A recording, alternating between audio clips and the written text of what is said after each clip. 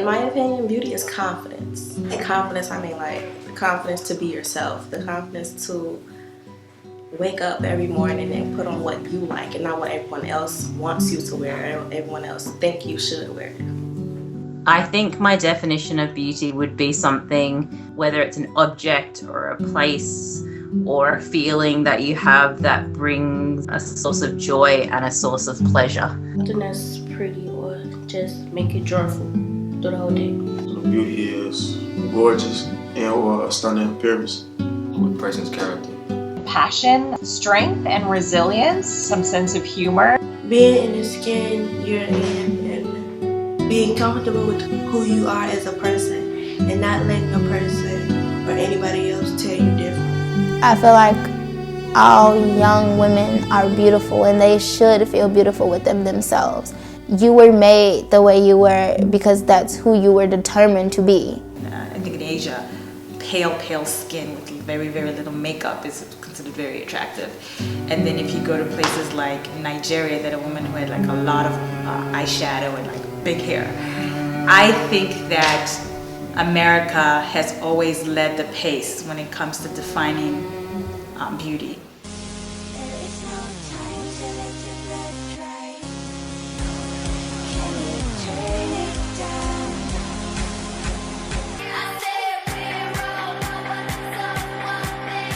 The idea of beauty has become so narrow and so extreme that, I don't know, it's losing its appeal for sure.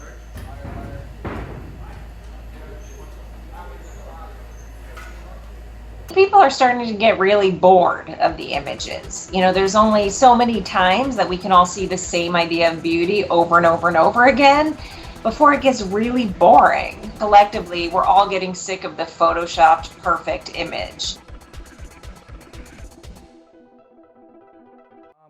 So, with the music videos that we've done that glorified superficiality, the most common thing within rap videos that we did back in the day was just objects, eye candy. I remember one shot where we didn't hire this actress, but the manager of the client did. The thing is he told me shoot her from the neck down because he felt like her facial features were not as pretty. But he said everything else looked good. So I went to the cameraman, I told him like, all right, for this next person, shoot her from the neck down. When I see unrealistic images of women in the media, it frustrates me. It really does. It frustrates me because there is like a whole system that I believe that's pushing that image, and it's pushing it on young girls and it's pushing it on women. And I think that it's a very unrealistic expectation, a standard of beauty that I don't think average people can attain naturally. And I think that it does more harm than it does good. The media portrays so much temptation in young females as to what they have to look like and what they should strive to become, when in reality, you are at your best as yourself. According to the American Society of Plastic Surgeons, the number of cosmetic operations has jumped nearly 70% in the last decade. And among that surge is a controversial new clientele, teenagers. Last year, an estimated 200,000 teens, mostly girls, were nipped or tucked in one way or another. Young patients electing to reshape breasts or noses before they are even fully grown. At 18, she says she's been continually tormented for what she considers her physical shortcomings.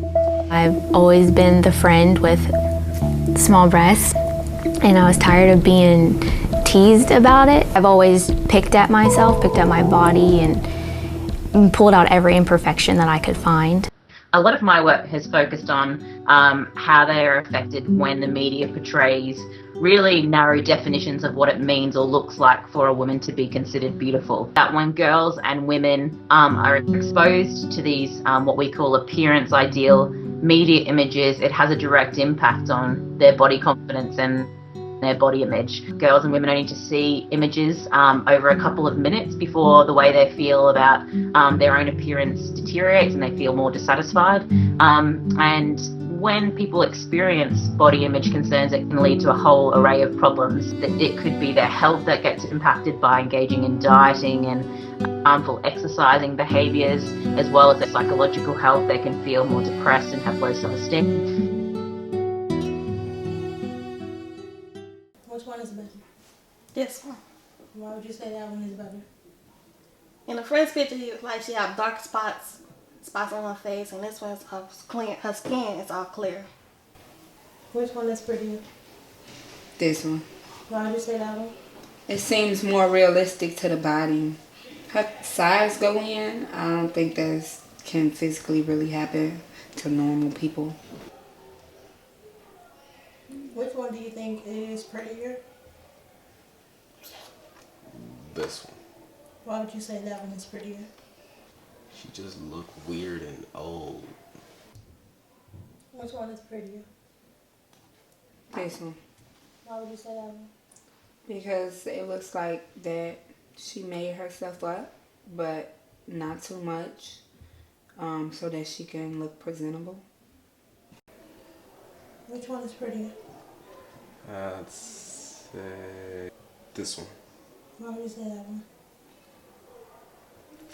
Well, they both look alright. It's just, I think I more like the hairstyle in this one. Which photo is better?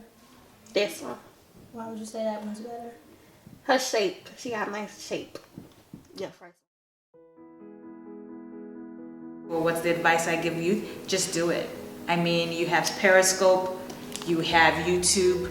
Make a clip of something positive, put it on the internet. Probably the only thing that I would add to what Vanzai said is to travel, to expand your mind and have different kinds of experiences with other cultures. I think we can put pressure on companies and the media to change, and we can do that through everyday activism by not buying products or magazines or signing up to websites that we think portray, these negative appearance ideals and put pressure on girls and women.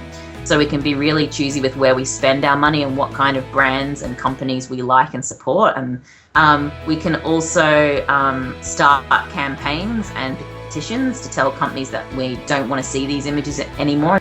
The advice that I would like to give is to just be looking at media always with a critical eye. It's so easy to accept that what we're being told is true because we keep seeing the images and hearing them over and over again. But starting to really focus on who you are and what you love to do and what you want to bring to the world, that's where your attention should be. So I think we can all try and be more realistic in the media that we create and share.